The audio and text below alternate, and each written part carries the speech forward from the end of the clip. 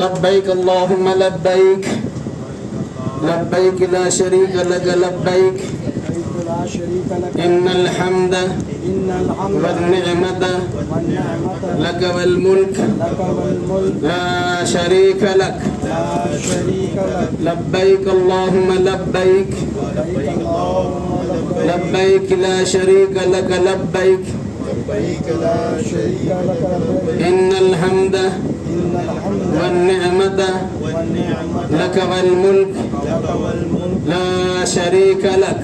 لا شريك لك. अभी जो तलबिया हमने पढ़ा है, ये जो कलमा हमने पढ़ा है, इसे तलबिया कहा जाता है.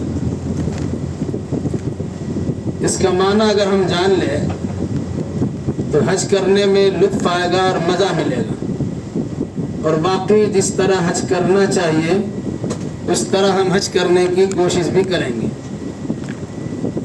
सबसे पहले हम इस तलबिया का माना मफ़हूम समझ लेते हैं, फिर इंशाअल्लाह और रहमान जद्दा से मक्कतुल मुकर्रमा तक के सफ़र का तज़किरा आपके सामने किताब सुन्नत की रोशनी में बड़े सीधे साधे अंदाज में किया जाएगा. लब्बैक अल्लाहुम्मा लब्बैक, इसका माना होता है ऐ अल्लाह मैं हाजिर हूँ, ऐ अल्लाह मैं हाजिर हूँ.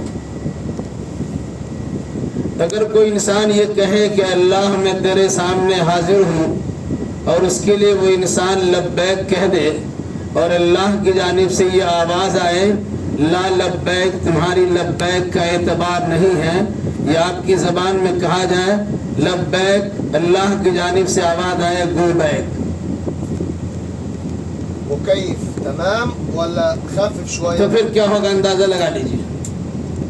अल्लाह के सामने हम हाजिर हैं, अल्लाह के सामने हम हाजिर हैं, लेकिन अल्लाह कहेंगे तुम्हारी हाजिरी मकबूल नहीं है, तुम्हें हमें हमारे यहाँ पर आने की ज़रूरत नहीं है, तुम जिस फ्लाइट से आए हो उसी फ्लाइट से वापस चले जाओ. वो कैसा हमें लगेगा. इसलिए हमें तलबिया का मफ़हूम समझना चाहिए. इन्नल हम्द वन निअमत लक वल मुल्क, अगर हम कहते हैं इन्नल हम्दा, फरिश्ता कहेंगे तेरा पैसा गंदा, तो फिर अल्लाह के सामने हमारी हाजिरी कैसी होगी. इन्नल हम्दा सारी तारीफ, वन निअमत सारी नेमतें, लक वल मुल्क अल्लाह तेरे ही लिए है और सारी बादशाह तेरी ही है. ला शरीक लक, तेरा कोई शरीक नहीं है. ये कलमा-ए तौहीद है. इंसान अगर हज करने के लिए आता है तो सबसे पहले उसे मुवाहिद बनना चाहिए, यानी तौहीद परस्त होना चाहिए. अल्लाह की ज़ात में, अल्लाह की सिफ़ात में, अल्लाह की इबादत में, अल्लाह के तसर्रुफ़ात में, अल्लाह के उलूम व इख्तियारात में किसी भी एतबार से किसी की शिरकत करना और शरीक करना जायज़ नहीं है. तो इंसान जब हज करना का सोचता है इस कलमा को सबसे पहले याद करता है, जिसे मफ़हूम ये समझाया जाता कि भाई इस समझ को, इस मफ़हूम को सामने रखो कि तुम तौहीद का ज़मज़मा गाते हुए, तौहीद का नगमा गाते हुए, तौहीद का तराना पढ़ते हुए तुम सफ़र की शुरुआत करते हो, तो सारी ज़िंदगी तुम्हें तौहीद परस्ती में गुजरनी चाहिए. इस तलबिया के बाद इंसान एहराम की पाबंदी में दाखिल हो जाता है. आप जानते हैं एहराम क्या चीज़ है. मर्दों के लिए बेसिले हुए दो चादर हैं जिसमें इंसान को ये तअस्सुर दिलाया जाता है कि तुम्हारी ज़िंदगी का माहसल और उसका निचोड़ खुलासा यही है कि बस 2 कपड़े या 3 कपड़े में तुम्हें दुनिया से लपेट के दुनिया से भेज दिया जाएगा. उसका एक नज़ारा दिखाया जाता है. मेरे भाई और बहनों, इस चीज़ को हमें सामने रखना चाहिए. तीसरी चीज़ यह है कि हम उम्रा में जब दाखिल होते हैं तो बहुत सारी पाबंदियां हमारे सर आयद हो जाती हैं. उन पाबंदियों को बजा लाने की ताकीद भी की जाती है.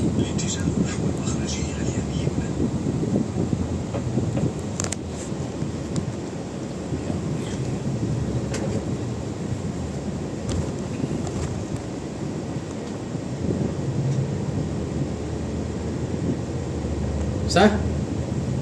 انا عايز نسمع بس. كيف صوت؟ انا اسمع طريقة عدل معايا وخلاص. خفف المكيف. ماشي. जी बात चल रही थी कि जब इंसान उम्रा की गरज से या हज की गरज से अपने शहर को छोड़ता है, एहराम का कपड़ा पहनता है, तो मुख्तलिफ किस्म की पाबंदियाँ उनके सर आयद हो जाती है जिन्हें अदा करना ज़रूरी और लाजिम होता है। अगर उसकी खिलाफ वर्जी होती है तो हज या उम्रा में खराबी वाक़ हो जाती है। एहराम का कपड़ा पहनने के बाद बहुत सारी पाबंदियाँ आप समझ ही रहे हैं, उन पाबंदियों का तस्करा करने की ज़रूरत नहीं है, एहतियात बरतने की हाजत है।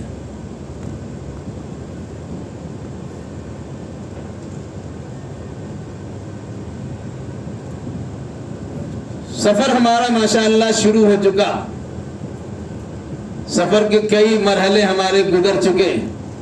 अपने घर से निकले, कलकत्ता एयरपोर्ट पे आए, कुछ देर वहाँ ठहरे, फिर हमने फ्लाइट दुबई का तैयारा पकड़ा और दुबई पहुँच गए।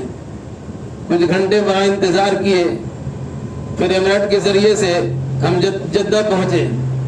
फिर जद्दा में ज़रूरी कार्रवाई के बाद बस से सवार होकर अब हम मक्कतुल मुकर्रमा की तरफ रवाना हो रहे हैं। मक्का क्या चीज़ है, मक्का कैसी बस्ती है, मक्का आबाद कैसे हुआ है, मक्का जाने के बाद इंसान को क्या करना चाहिए, इस सिलसिले में कुछ बातें आप याद रखिए। मक्का, उसका कुरान मुकद्दस में एक नाम है बक्का। बक्का का माना होता है किब्र और गुरूर को तोड़ देने वाला शहर। बड़े बड़े जाबिर जालिम इंसान की बड़ाई और उसका गुरूर मक्कतुल मुकर्रमा में मिट्टी के अंदर मिल जाता है। इस मुनासिबत से उसे शहर बक्का भी कहा गया। तकरीबन 5000 साल पहले इस शहर को हजरत इब्राहिम खलीलुल्लाह ने आबाद किया था, जहां अपनी बीवी को और अपना शीरखार बच्चा, दूध पीते बच्चे को सिर्फ इसलिए छोड़ा था कि अल्लाह की जानिब से उन्हें हुक्म मिला था कि यहाँ अपनी नस्ल को बढ़ाने की कोशिश करो। ये बात आपको मालूम होनी चाहिए कि इब्राहिम अलैहिस्सलाम की 2 नस्ल चली है।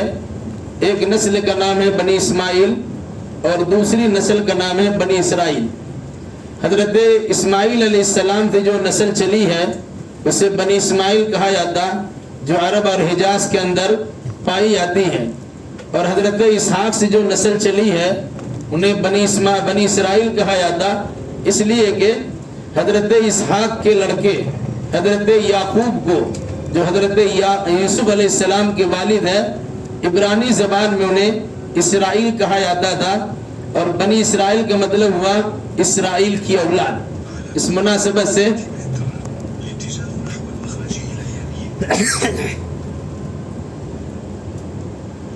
बनी इसराइल जिन्हें आबाद किया गया शाम फलस्तीन के इलाके में।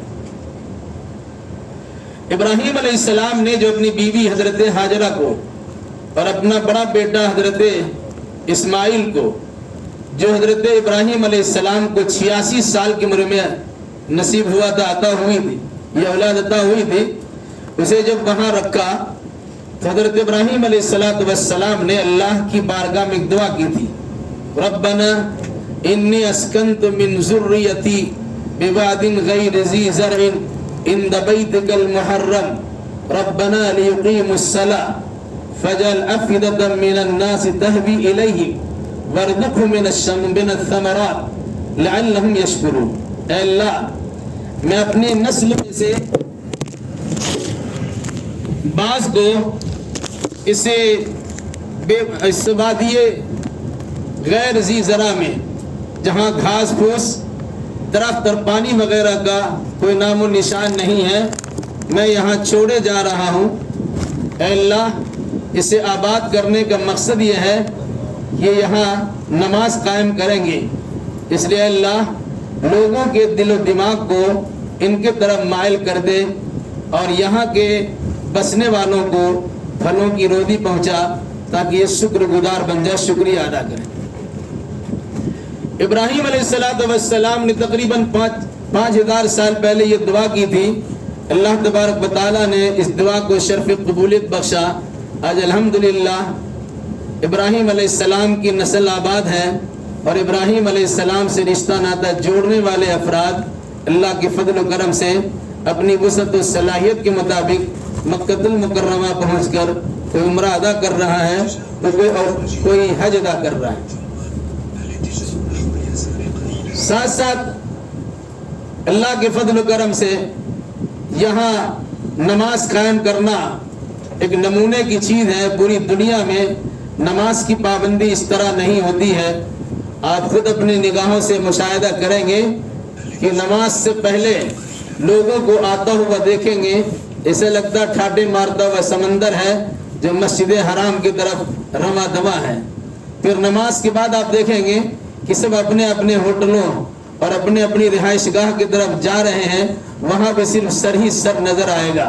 اس سے اندازہ ہوتا ہے کہ نماز کی پابندی اور اس کا اہتمام وہ کس طرح کرتے ہیں. انشاءاللہ اس کا اپنی نگاہوں سے مشاہدہ کریں گے. تیسری چیز حضرت ابراہیم علیہ السلام نے دعا کی تھی, اے اللہ یہاں کے بسنے والوں کو پھلوں کی روزی پہنچا. آپ دیکھیں گے کہ پھل کتنی وافر مقدار میں یہاں پائی جاتی ہے اور لوگ کس طرح یہاں پھل فروٹ کا استعمال کرتے ہیں. مقصد یہ ہے کہ انسان اللہ کی عبادت کر کے, انسان نماز کی پابندی کر کے, انسان پھلوں کی روزی کھا کر کے اللہ کا شکر گزار بندہ بنے رہے. اس سلسلے میں گویا درس میں دیا گیا.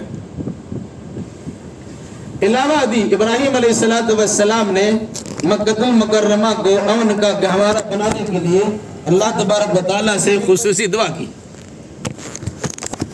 خصوصی دعا کیا کی کہ اللہ تو اپنے فضل و کرم سے اس شہر مکہ کو امن والا شہر بنا دے. امن والا شہر بنانے کا مقصد کیا ہے کہ جہاں امن و امان کے ساتھ, اطمینان و شانتی کے ساتھ زندگی گزارنے کا موقع ملے. یہی وجہ ہے کہ جتنا امن اور جتنی شانتی یہاں پائی جاتی ہے دنیا کے کسی خطے میں ایسا امن و سکون نہیں پایا جاتا ہے.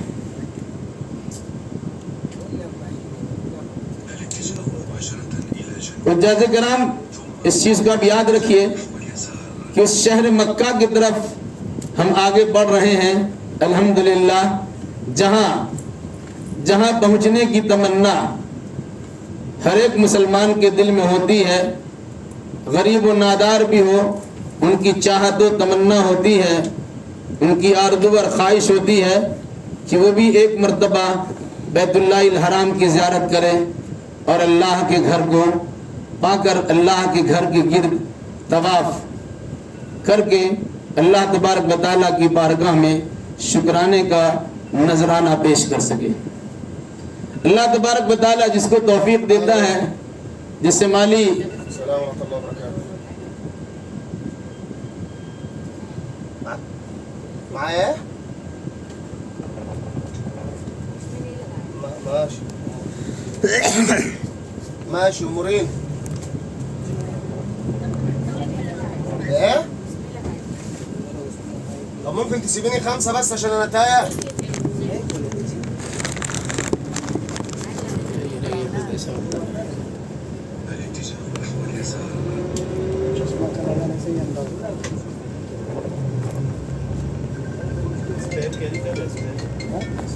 الو السلام ورحمة الله وبركاته. 72 88 86.